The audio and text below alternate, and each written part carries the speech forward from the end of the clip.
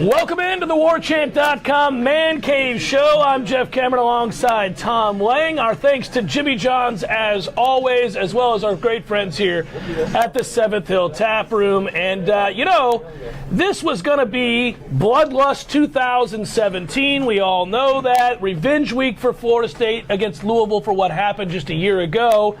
But we're 2-3, and Louisville just gave up 45 points to BC, and the game is at noon. It's a little bit hurtful, not the same momentum we once had. Yeah, I would... You can shut the hell up, Tom. Huh? Because let me tell you something right now. Here's the deal with this. You don't get to speak because we're riding, so far as you riding shotgun right here, what's our record with you on the Man Cave Show? What is it, Tom? 0-3. 0-3, my friend. You've never hosted a Man Cave show coming off of a winning week, have you, Tom? No, I have not. That was rhetorical, buddy. So, here's the deal. You pipe down for a minute, and our great friend and show originator, Gene Williams, has a certain message for you. Hey folks, it's your old friend Gene here. Remember me? I'm the guy who created the Man Cave Show. I hosted the Man Cave Show for Return to Excellence. Remember there was a national championship a couple of years ago? There were 29 straight wins and a lot of delicious beer. Those were good times, weren't they? Well, let me tell you, I'm growing deeply concerned with the effort of this year's Man Cave Show host, Tom Lang. Winless Tom Lang is more like it. And I personally want to apologize to Jimmy John's, 7th Hill Tap Room, and even the Unmentionables for Tom's failures. There are a lot of reasons for Florida State's disappointment on the football field, but I have a hard time ignoring this coincidence that winless Tom Lang arrived and things went from okay to awful. Hey Tom, I hear you're turning the big 3-1 next week. Think you can at least make it 1-3 before you do? Make no mistake, I don't take tarnishing the Man Cave Show lightly. So winless Tom Lang, if Florida State comes up short again, you'll pay on November 2nd show. You've been warned. Oh, and Jeff, by the way, buddy, you're doing a great job. Well, thank you, Gene. It's always a pleasure, good sir. Wish you were here. So you're on notice, T. Lizzie. Okay, can I talk now? You can. Oh, great, thank you. Well, let's welcome in the Unmentionables first of all. Hello! I need some crowd support. Thank you so very much. All right. So there's not much good news, but you guys want to hear the good news or the bad news first? Anybody? Yes. Okay. Well, let's go with the good news then, since it's been a largely negative start. You start. Okay, maybe I can get a win on the show. All right, I like right this. Here. All right, start with the good news. Some good storylines. Number one is your quarterback, James Blackman. I think we can both agree that while he's made some mistakes, there are more flashes of brilliance for the true freshman than there have been moments where you feel lost with him at quarterback. Well, and think about what he'll be at the end of the year, Tom. I agree. That's the real shining light right now is the fact that you got a true freshman quarterback with all of that skill that's getting better week to week. Can I add one to it? I'll do so now. And Cam Akers, yes. I know you were on him from the beginning, obviously a 5-star kid who looked a little lost early in his career here. It's still early in his career. The first few games from a vision standpoint, trying to bounce a lot outside, but he's running north and south now. Moreover, though, it's that he's running with toughness to boot. He's running with toughness, and to me, one of the big runs of his young career is a 3rd and 1 when he decides, listen, I might be able to get 10 on the outside, but I'm going right up the middle. I'm going to hit it up in there. I'm going to get the first down.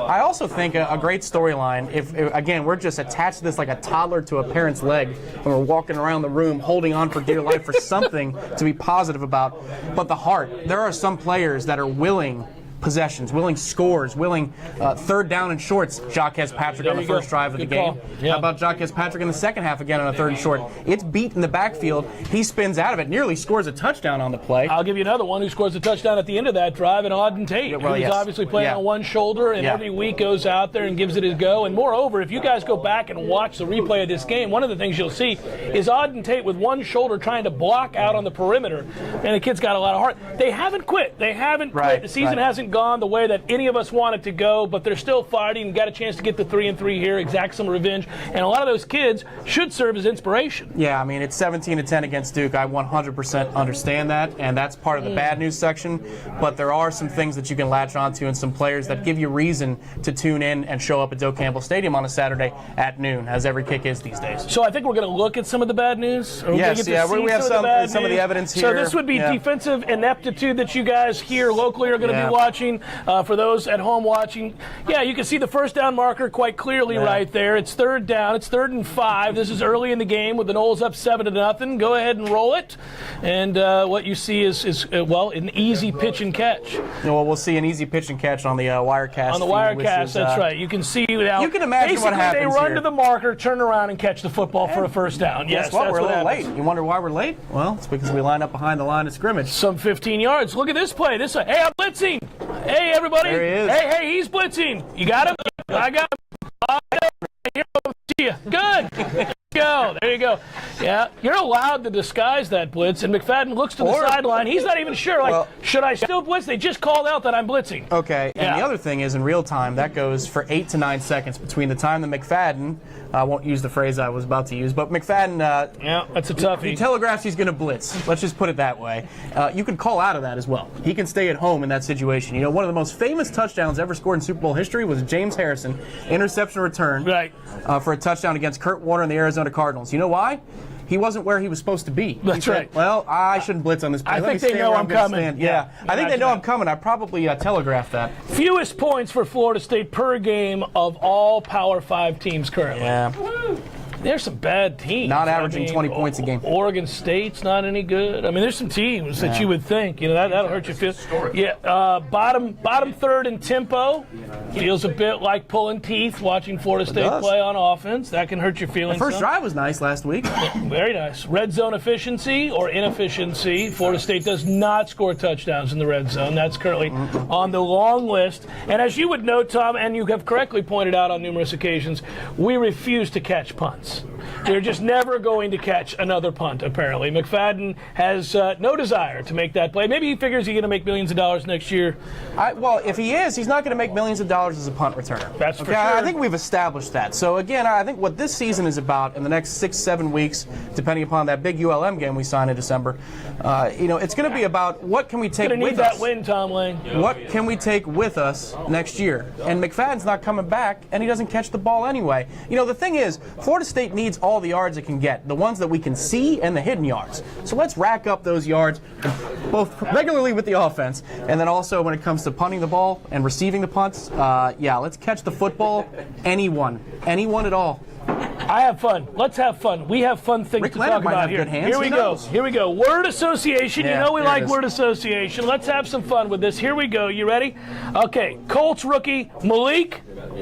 Hooker. Nicely done. Hooker. That's right. Okay. Blank of state. Secretary. Very well done. Position, yeah. Shatner's TJ. Hooker. Very well done. Hey, get the phone. Cardinal basketball recruits, same thing? Not same thing. Well, if you're getting the phone in an off, you'd be a secretary. Secretary, yeah, that's you'd be a secretary, right. Yeah. And for Cardinal recruits? Hookers. Hookers, there it is. Very well done. Yeah. Louisville scooter ride? Well, with an office assistant or secretary. Secretary, very well done. And finally, Papa John. Hooker. Hooker, that's right. Hooker. There we go. There you go. That's right. So we got it. All right. And with that, we'll thank our friends at Jimmy John's. And be back for more in just a moment on the Warchant.com Man Cave Show.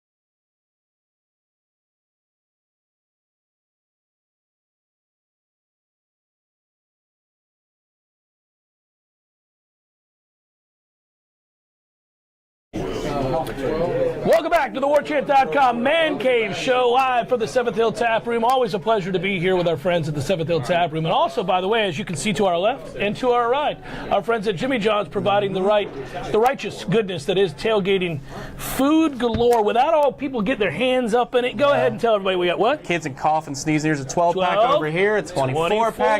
It might be for post-gating, too, because, again, we play a bunch of nooners. You have breakfast before the game and then post-game tailgate. You'll be stuck there. Although if you're mid-afternoon, you're right. If you're in the IM lots, I don't know that you're going to get stuck. They do deliver, though. They do deliver, so you can do all of that as well. Yeah. No, it's got goodness. You see, we're in these bags right here. I'm going to eat one when we're done. I'm going to get one of them vetoes. That's what I do. In the spirit of Louisville Week, it's time to play a game of Brace Yourself. All right. So we got a prop. There it is. Yeah, we got a prop. We're on board. Okay. So I asked Tom if we need to brace ourselves or not, and he sports the neck collar, the famed neck collar. Look at that. That is one of the great pictures of all time. Road rash. I love that he's smiling there. All right. Here you go. You ready? The Noles rack up 7 regular season wins. Brace yourself? Brace yourself. No, folks. I don't know. You don't think so? So that's not a for it, it's against it. The hard part is that the ULM game needs to get scheduled. If the ULM game gets scheduled, then we got a fighting chance here, but you got to win this weekend. So brace yourself at minimum for a noon kick this weekend. We should have grabbed some sandpaper and rubbed it on your face there. It could have been. All right. Okay. James Blackman will average at or over a pick a game the rest of the year. That would be an INT. A pick a game rest of the year. Brace yourself. I'm going to leave the neck collar on. I'm going to have to brace myself for this one. But this isn't bad. This isn't bad because he's not making many poor decisions. It's just a couple of times a game when he shows he's a freshman. He's 18 of 21 this past weekend against Duke, and he's making a lot, one of which was called back because of an illegal man. They called an illegal formation. He was covered up, but that was wrong. Right, it is. Call. He's a yard and a half behind the line of scrimmage. Yeah. It's a very legal formation. That's the best throw of the game to Nooney Murray over the middle. It's a conspiracy He's going to be a freshman and make his mistakes. So even though he's going to average over one, it's still going to be a much more of a silver lining than a bad Steady thing. wearing that brace. Louisville will score over 33 points in this game on Saturday. Brace yourself. Hell no. We'll take off the break. Look at Here's this. what's happening. Look at this defense. The defense is going to show more heart this weekend than it has since Alabama because it remembers what happened last year. Even if it doesn't trust completely it may not trust the coaching staff leading it onto the field all the way. But what it will do is play with a ton of passion this weekend. Right. And it's also a noon kick. And I don't know how to run the ball and keep them off the field. Right. Well, that's the goal. I mean, listen, we do what we do. We run the worst pace, and well, not the worst, but close. when it comes to point output, it is the worst in Power 5 football. Yeah. But also, it's a sleepy nooner, and we'll see how invested Lamar Jackson and his receivers are. This is a two-way street here, so I think Florida State keeps Louisville under 33 points this week. Whoa. Get ready to put that brace back on because the next question revolves around Lamar Jackson. Brace yourself, FSU defense? Well, hell yeah. I just got done saying that. And it's time to put the brace back on. And Rachel, I know you can hear me in the background as we do Brace Yourself. We are about ready to drink some beer, and I know you're excited to bring that to us. I just can't look at this brace for much longer. It breaks my my neck. Over under Lamar Jackson rushes for 100 yards. Under. He's averaging hold on a second, Rachel, he's averaging 98 a game currently. He's their leading rusher. He averages 98 a game. The reason I say under is because I think, believe it or not, we're actually going to get to the quarterback and have a couple of sacks this weekend. I know! What defense are you looking at? Tackles for loss? What in the hell? It's going to be individuals making plays. I don't know that it's going to be schemed up with all kinds of exotics that we look like we know how to run. All right, so now it's time to have beer after we hold our breath. Take this off? You can take that off. And Rachel, lovely behind. You know, when you come here to the 7th Hill Tap Room, you'll see Rachel. She is an expert, and you'll see all the rest of the 7th Hill Tap Room. Thank you very much. What are we drinking? What is this goodness here? This is. It looks like a porter or a stout? Yes, it's a stout. It's a milk stout. It's from Angry Chair down in Tampa. It's actually one of my favorite Florida breweries. Baby. Yeah. Shady Tampa. It is actually called Rocky Road. And this was actually featured at the Tap Invitational at Proof a couple weekends ago. If anyone missed it, which I was super sad about. Heartbreaking. drinking. So it's a very, cheers. very exclusive keg. It's a sweet milk stout. It's got a toasted... Can you only get this here? Yes. Currently, it's got toasted walnuts, it's got marshmallows and cocoa, like a Rocky Road ice cream. This is dangerous. Yeah, and it's 11%. And it's 11% alcohol. It's 11%. So cheers. So maybe right after the Louisville game? Do we need this at 2 p.m. on Saturday? We'll find out. Enjoy. Have one of those. Here's to making a bowl. Yeah. All right. That's delicious. Yeah. That's That really, is really good. damn delicious. It's like melted ice cream. That's like my favorite beer of all time. It's great for a celebration or forgetting things you don't want to think about. I don't think I'm talking out of school here. This is really good. I don't think I'm talking out of school here. We've had some beers of the week that we're okay with. This one is the best one of the season so far. I'm like, I'm not half kidding around here. This is really good. Cheers. Thank Cheers. you. Thank Yay, you. Rachel. Yay, Seventh Hill Tap Room. Thank Folks, you. Cheers to Rachel, everybody. Angry Chair out of Tampa. Yay, all right. Thank you, 7th Hill Tap Room. Sweet Jesus, that's good. Okay, well, Louisville. You know, by the way, for 11%, there's no kick to that. It's just a There will be, apparently. Oh, Should keep the neck brace on. I'm going to drink more of that. That is really, really good. All right. So Louisville is one of those awesome gems of a school that we see on the schedule every year when it comes to memes, high GIFs. academic standards, they only accept the best. What were they, University 7? Is that what they were? Yeah. I think that's In right. the scandal? Yeah, in the scandal. The most recent one, sorry. The most recent scandal that came out with the FBI. Billy probe. Minotti Hall, yeah. So feel free on Mentionables. We're about to entertain you guys with some wonderful pictures and thoughts. Pictures and Rick Pitino, thoughts. Rick Like Pitino, postcards. Bobby Petrino. Here you go. What do we got? Oh, that's well done. Jeff, you haven't seen these, have you? No, Some of I these have are really not. good. Well done, Bill. Miss you. How come no one told me about the hooker? Nicely done. All right. Spare the road rash. So are we just all voting here with applause? We'll come out with the end. We got about At the 10 end. of them. There we go. Like this, hey, old man, stay away from my gal. Yeah, And- this is for the 7th Hill only. This is for the 7th Hill only. This is fantastic. Oh, that's good stuff. I like All right, next up. You understand that Rick Pitino has been accused of being a vampire. All right, there it There's the is. proof. There's your look right there. Oh, I couldn't possibly. My limit is 3 whores a day. Well done. I like where we're going with this show. Hookers and strippers in the dorm? And I wasn't invited?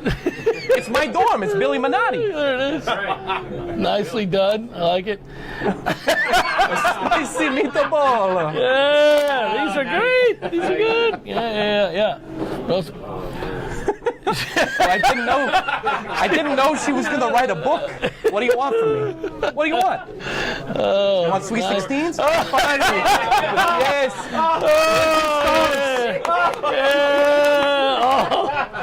This one I think is the defending champion, right? Nobody's ever going to beat that one. That is. Like, I can't keep my eyes off of it. It's ridiculous. I know we do so. Spoiler alert in the next segment. Can you imagine what a coach's retreat would look like in Louisville? Oh, my Lord. All right, so before we get to the next Once segment, again. we would like to thank Jimmy John's and the 7th Hill Tap Room. Don't forget, they deliver, and this weekend when you're tailgating awfully early, you can get the 24-pack or the 12-pack. It's all good. Helps boost your spirits. Don't forget your Jimmy Chips and the cookie. Yeah, there it is. All right, we'll come back with our top 5 picks, wagers, and locks.